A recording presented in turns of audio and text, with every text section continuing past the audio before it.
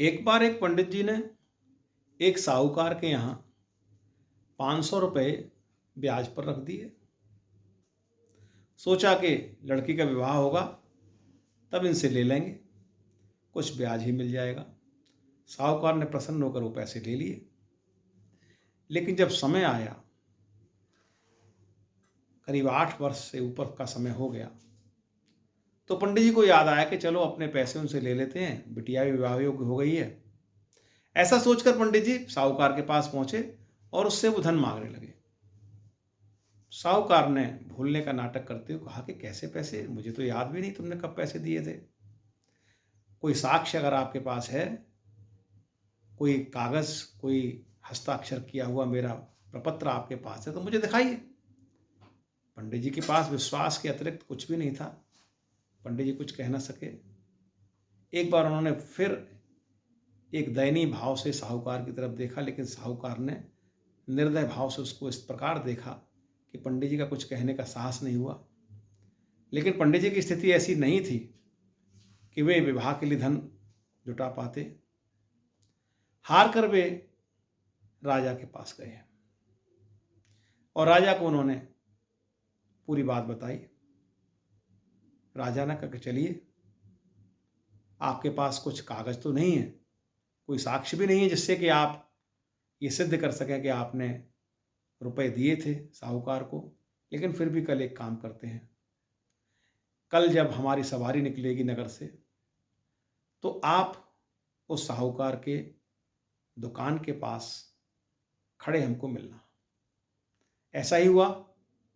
सुबह राजा की सवारी निकली। पंडित जी साहूकार के दुकान के पास सजे होकर खड़े हो गए। जैसे जैसे राजा की सवारी पास आ रही थी, पंडित जी के हृदय की धड़कन बढ़ती जा रही थी। लोग राजा की आरती उतार रहे थे, फूल फेंक रहे थे, गुणगान कर रहे थे। साहूकार भी अंदर से एक थाली में दीपक लगाकर फूल रख करके और राजा की आरती के लिए आगे बढ़ा।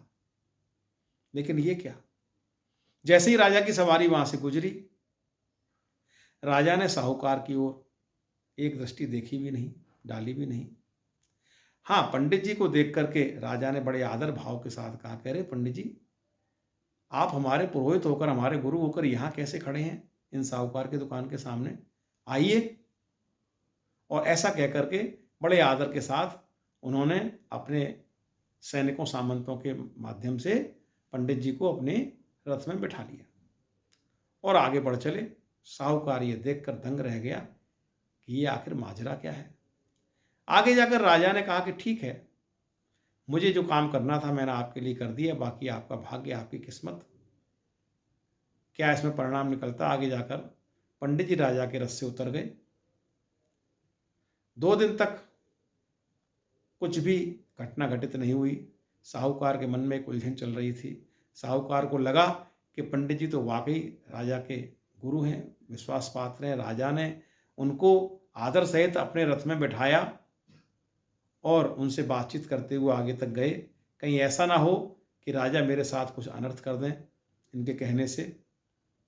इससे पहले कि ये बात आगे बढ़ती, साहूकार ने अपने मुनीम जी को पंडित जी के घर भेजा और आदर सहित उनको बुलाकर लाने के लिए बोला।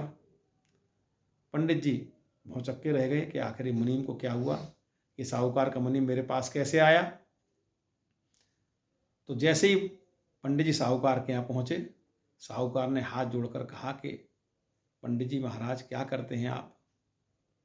मैंने तो आपसे वैसे ही कहा था, यूं ही आपसे मैंने ठिठोली की थी, लेकिन आपने जैसे ही मुझसे उस दिन से कहा है कि आपने कुछ रुपए दिए थे, तो मैं इसी कार्य में लग गया।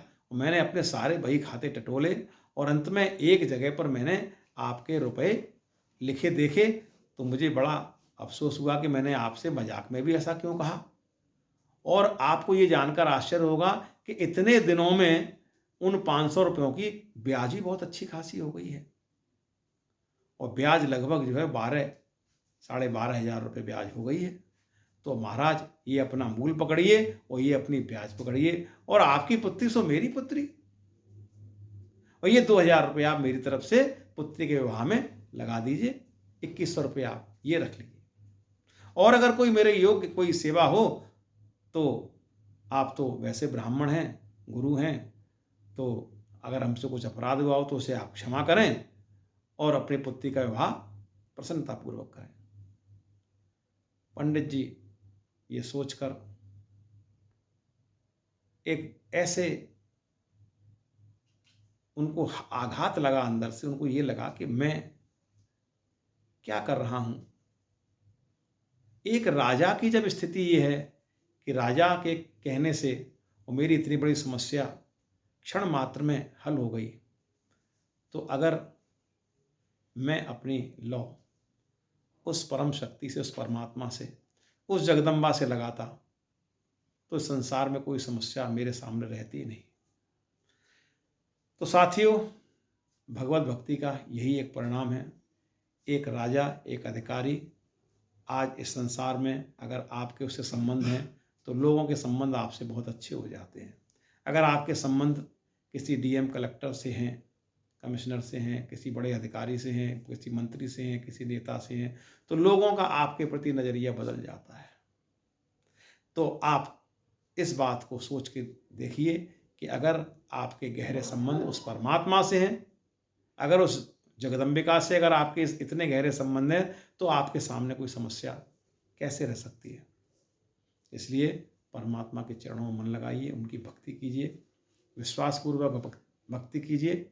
निश्चित रूप से आपके जीवन में कोई समस्या आ ही नहीं सकती। नमस्कार, शुभ रात्रि।